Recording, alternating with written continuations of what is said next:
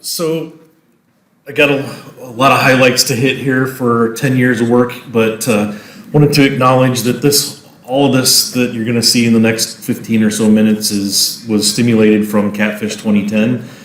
Met up with some folks from Canada, the provincial biologists. We're at Catfish 2010 in St. Louis, and over a couple of pieces of catfish and a few beers, we've developed a research program, I guess, if you want to think of it in those terms, that we're actually studying what I think is the best damn channel catfish fishery in the world, or at least North America, I guess. So that's the only place they are. But just for reference, this is a young of year channel cat in the Red River. So, so it is pretty well known as a trophy fishery, and it became well known in the late 1980s, early 1990s. Just to give you a frame of reference here, this is a distributional map of the channel catfish native range, and the Red River of the North flows up here. It actually, if you switch over to the right figure, flows from south to north, which still confuses me a lot of times. If I say upstream, that means they're going south, and downstream means they're going north. So pardon me if I swap it back and forth. But anyway, it's international water, so there's some interesting management issues going on with that, and we'll talk about that in a little bit. Alluded to the fact that it wasn't all that well known as a fishery until at least beyond the locals, until the 1980s, and fishermen started writing some articles about catfish and continue to do so over the last 30 or so years, 40 years. Manitoba knew they had a good fishery, but they didn't have the resources to monitor it. So, but they were worried about whether the harvest was going to kick in and start to have some growth overfishing, recruit overfishing issues. And this graph is a bit of a doozy, and I won't kill you to death by talking about it too much, but this is really an assessment from the Master Angler database. So the current reg is that 34-inch or larger fish is a Master Angler, and that's what's represented above this gray box. So what was required to be a Master Angler changed a little bit over time. But in the prior to 1982, there were no regulations whatsoever. You could harvest as many cats as you wanted to. Over the next decade, from 1982 to the early 90s, they've ratcheted that down to essentially now it's a maximum size limit where you can harvest up to 4 fish depending on the type of license you have that are under 60 centimeters. So what these data points are the lengths of the fish that were caught by anglers and reported in the Master Angler database from the late 1960s all the way through present day. And if we just lop off all of this noise down below, we can sort of see that with the ratcheting down of the harvest regulations, the size has increased. And we have about an average increase of a centimeter per decade in the reporting data. And this is about 33 or 4,000 data points from that entire database. So it's a long way of saying that the regulations have certainly protected the fishery and made it what it is today, and then there's hope to continue keeping it a trophy fishery down the road. But what we started talking about in 2010 with the Manitoba folks are, because they don't have much for resources in terms of monitoring, the general questions: how many fish are out there, where are they going to, how fast do they grow, what makes this trophy fishery a trophy fishery. So those are the things that I'm going to talk to you about this morning.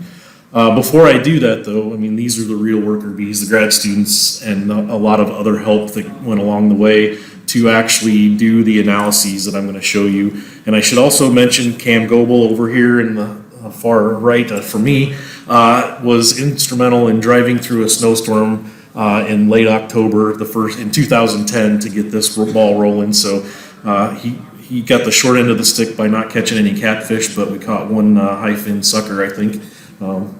So just quickly, I'm going to touch on a few different highlights here. Know that there's a lot more information, a lot more data behind what I'm going to show you today. If you have more questions, I'm around through Saturday, so I can deal with whatever questions you have at your convenience beyond today. So we grabbed a bunch of otoliths from Catfish. In the lower part of the river, there's a dam here at Lockport, Manitoba. So this is primarily where the trophy fishery, the recreational side of it, goes on, at least in Manitoba. So we grabbed a bunch of otoliths in the early years of this project. I'm not going to get too deep into this because it will come back around to some of our modeling analysis in a bit. But essentially, the fish are old. They don't grow exceedingly fast. They're kind of middle of the road. So there's 3 growth studies from the Red River and the part of the river we studied. The percentiles here are from Wayne Hubert's work a few years ago. So all of the data points here show that they're kind of middle of the road growth, but they live a long time, and we have a pretty low mortality, certainly lower than what we see in Nebraska. We're more in the 40 or higher percent, probably quite a bit higher in some spots for some of the rivers. So they live a long time. They grow okay, but they're allowed to grow and become large fish is really what I want to pass along to you. So we know a little bit now about how they were growing and how they were living. We wanted to start to look at where the population is kind of distributed amongst itself. So in 2012, we started marking fish with floy tags in 4 distinct reaches. The Netley Marsh area here, right at the mouth of the river. Selkirk was where the trophy fishing was going on.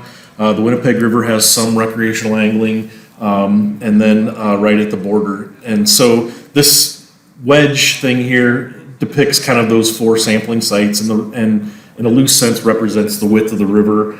So we have a fairly narrow channel at Emerson at the border, and then it gets wider as you move towards the lake, as we'd expect. So we might hypothesize that the distribution and size and numbers of fish look something like this as an example. So in 2012, we started the the tagging study. And that was primarily with hoop nets and hook and line sampling. I will note that I should have mentioned this earlier. We sampled about half of the fish that you'll see in our next couple of slides, about 6,000 or 7,000 fish we caught by hook and line, and about a quarter to a third, depending on the year and the time of the season, were master anglers, so 34 inches or bigger. I have, I think, a callus where my rod is stuck in my belt. But over those years, we've tagged about 16,000 fish and had around 1,200 recaptures as of about a year ago. So we've got a fair amount of effort out there in trying to figure out how many fish are there, where they're at, etc. And so just as a general sense of things, we know now that there are a lot of fish out there. Obviously, we probably knew that before, but we can put some bounds around that. So on the y-axis is the number of fish per each of these 4 sample sites. At the Netley Marsh, there's about 1 million fish. As you move upstream, we get more into, and so Netley Marsh is about a 10-kilometer reach that we think we're estimating a population for. Selkirk is about a 15-kilometer, Winnipeg 10, and Emerson about a 10-kilometer. So, a fairly high abundance of fish from 200 millimeters and above, and it gets smaller population as you move upstream, not too surprising. The also, I guess, corroborating thing is the fishery below Lockport Dam is targeting the big fish, and we see a big bump in the number of fish that are susceptible to anglers, about 670 millimeters and above. So there's a lot of fish out there, and in our recaptures, we only had a small handful that were recaptured more than once. So I think I can count on probably one hand the 2 and 3 recaptures sides of things. So when we put this back into the schematic, I flipped the graph around. So the wedge here is the smaller part of the river moving downstream. We actually weren't able to make an estimate for the bigger fish in Emerson. We know the big fish are going through there, but they seem to be more transient in that area. So it's a lot of little fish with a few intermediates. And as we move downstream, we get into the big abundance area for the big fish with a few small fish right below the dam. And then Netley Marsh area is a pretty big nursery area. So there's a big mixture of a broad range of sizes and lots of fish everywhere. So we kind of know, at least in a general sense, where the fish are distributed in a population size, but we wanted to also start to look at movements. And specifically, this came about because Manitoba, some of the recreational fishing associations are worried, I guess continue to be worried about how if the U.S. is over harvesting or they're just providing a source for sending fish to the U.S. Or vice versa, I guess could be the situation. So there is a little bit of a difference in the jurisdictional management of the system. So Manitoba is a little more restrictive and conservative on the number of fish they can harvest compared to the North Dakota, Minnesota boundary water. Not a big difference, but they were still, I guess if you got the big fish in high abundance, you want to protect that in any way you can. More concerning, I think, probably in the long run, is that in 2018, the commercial fishing interests in Lake Winnipeg started actually harvesting catfish, and there was always some kind of mom and pop commercial harvest of catfish, but it hadn't really developed a kind of an industrial support to actually sell in markets until 2018, when they sort of opened the door, added catfish to the quota of poundage that the commercial harvesters could collect. So there's some real concern on if these fish from the Red River are moving into the lake, how susceptible are they and what are the potential implications. So with that, this is our Floy tag movement information. So anytime we had a recapture, we'd ask the angler or our own data where the fish was caught. So this zero line on the y-axis here indicates the where we actually tagged the fish, and then positive numbers in the distance indicate upstream movement, so towards the U.S., and then downstream is movement towards the lake. And then we have days at large on the x-axis here. So you can see a lot of fish stay sort of close to home from no movement to maybe 100 kilometers, but we also have a pretty large contingent, and these were all fish over 600 millimeters that went 400 or 500 kilometers, even a few that went 600 or 700 kilometers. So to get this far, most of these fish that move these big distances were actually tagged below Lockport Dam. Lockport is a lock and dam system with a fish ladder, so we knew the fish could get through there.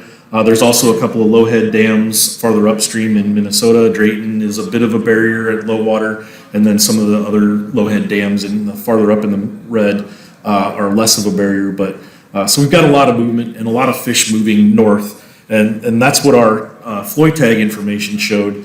But those angler recaps are kind of one point in time. We wanted a little more continuous information, so we dovetailed with some work going on with the Fisheries and Oceans Canada folks, put some transmitters in fish. We now have 250 listening stations. Whoa, come back here.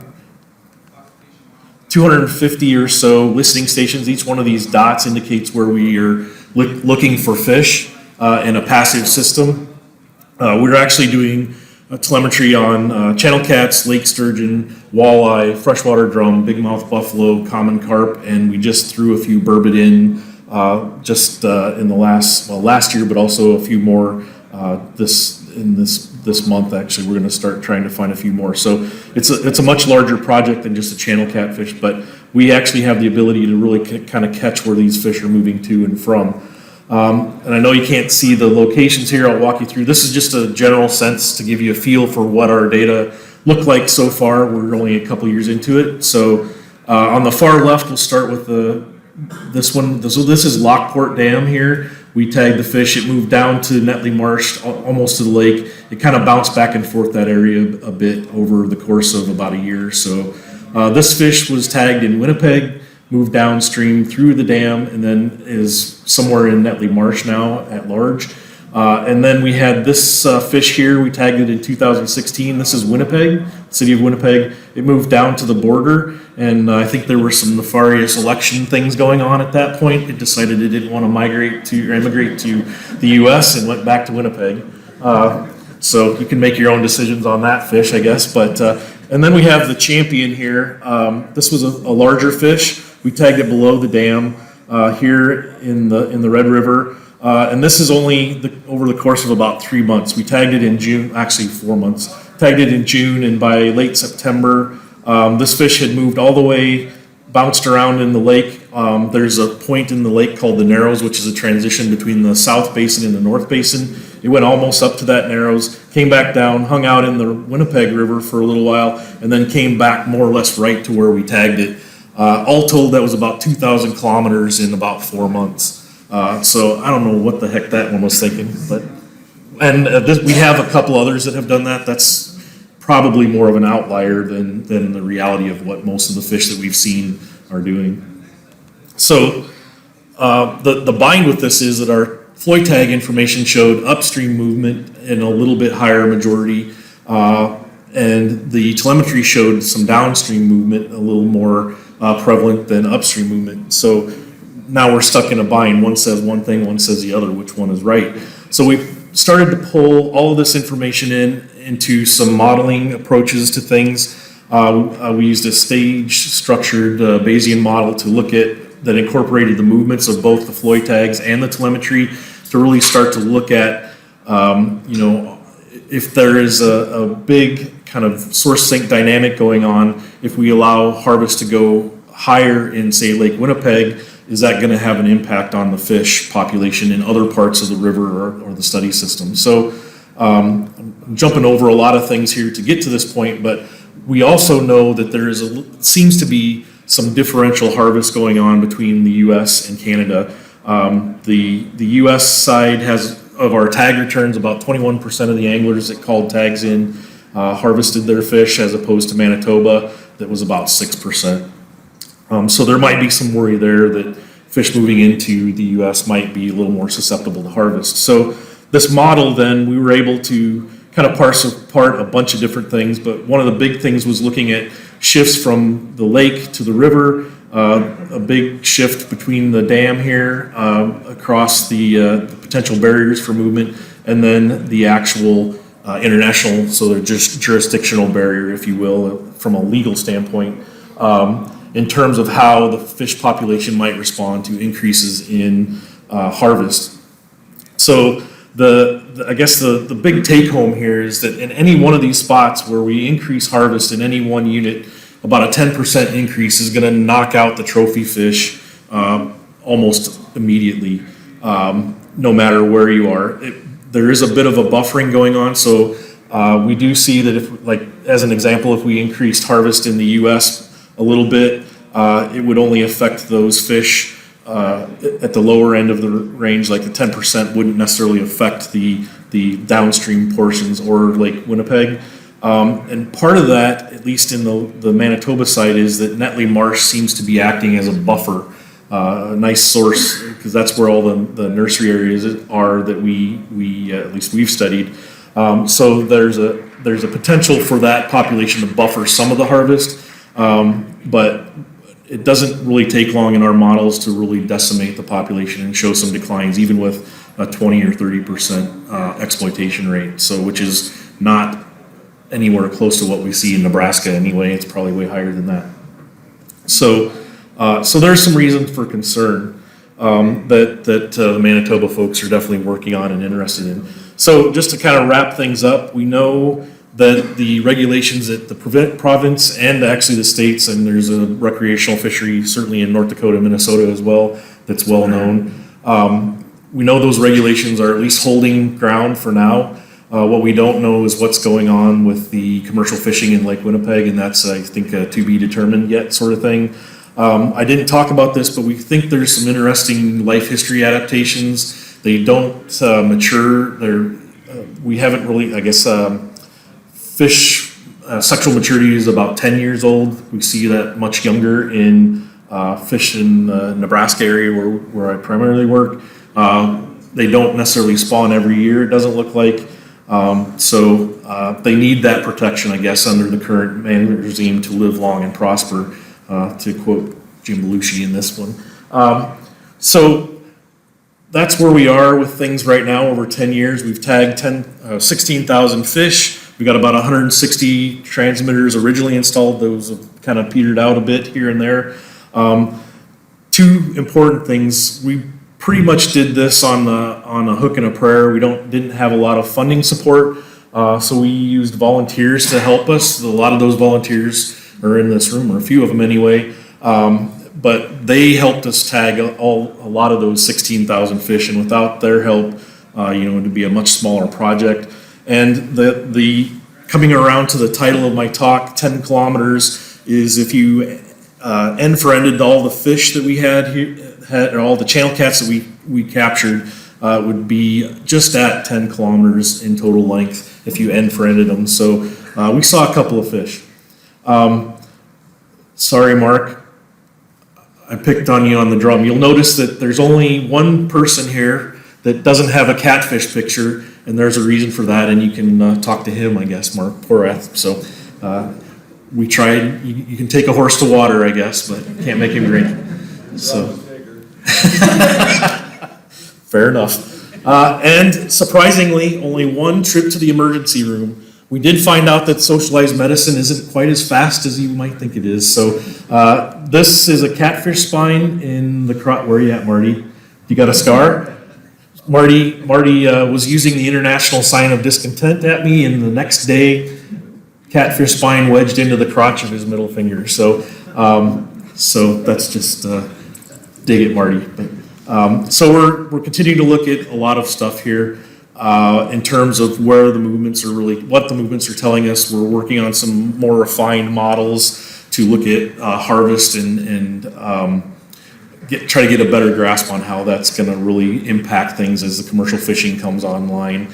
And then I didn't talk about it today, but we have done some kind of preliminary evaluations and the commercial harvest value versus recreational value, and I'd be happy to talk about that if anybody wants to talk about it. So.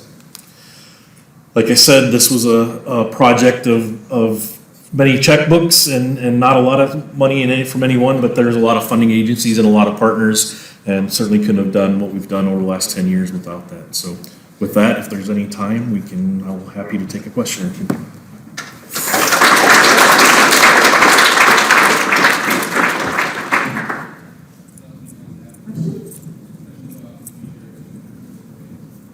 Lay it on me.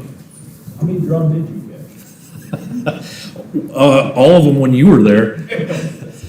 So the drum are interesting. We caught quite a few in the hoop nets, and we'd catch the odd number. I can't tell you how many exactly off the top of my head from hook and line, but we did do some aging on them, and we didn't actually catch, when we started doing otolith work on them, they were kind of middle range, so up to about 550 or 600 millimeters. And we're getting ages. Connor, I don't know if you're in here or not, but he was aging fish up to 60 years old, and those weren't even the big ones. So definitely got some desire to go after that.